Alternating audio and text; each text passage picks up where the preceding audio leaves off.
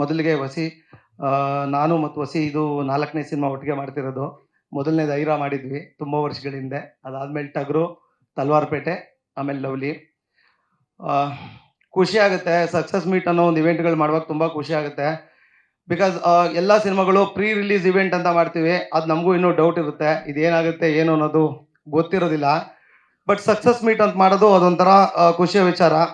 ಆಪ್ತ ಮಿತ್ರ cinema Avinash sir ಹೇಳ್ದಂಗೆ ಏನೋ ಸಾಧಿಸಿದ ಕಳೆ ನಿನ್ನ ಮುಖದಲ್ಲಿ ನೋಡಿದೆ ಅನ್ನೋ ಥರದ್ದು ಒಂದು ಸಾಧಿಸಿದ ಕಳೆ ಇರುತ್ತೆ ಸಕ್ಸಸ್ ಮೀಟಿಗೆ ಬಂದಾಗ. ಎಲ್ಲ ಸಿನಿಮಾಗಳು ಹಿಂಗೆ ಸಕ್ಸಸ್ ಮೀಟ್ಗಳಿಗೆ ಹೋಗೋಕ್ಕೆ ತುಂಬ ಇಷ್ಟಪಡ್ತೀನಿ. ಹಾಗೆ ಎಲ್ಲ ಕನ್ನಡ ಸಿನಿಮಾಗಳು ಹೀಗೆ ಆಗಲಿ. ಎಂಟೈರ್ ಟೀಮ್ಗೆ ತುಂಬ ಥ್ಯಾಂಕ್ಸ್. ಬಿಕಾಸ್ ಈ ಕಾಲಘಟ್ಟಗಳಲ್ಲಿ ಸಂಬಂಧಿಕರುಗಳೇ ಕರಿಯಲ್ಲ ಫಂಕ್ಷನ್ಗಳಿಗೆ, ಒಂದು ವಾಟ್ಸಪ್ ಮಾಡಿಬಿಟ್ಟು ಬಂದ್ಬಿಡಿ ಅಂತಾರೆ.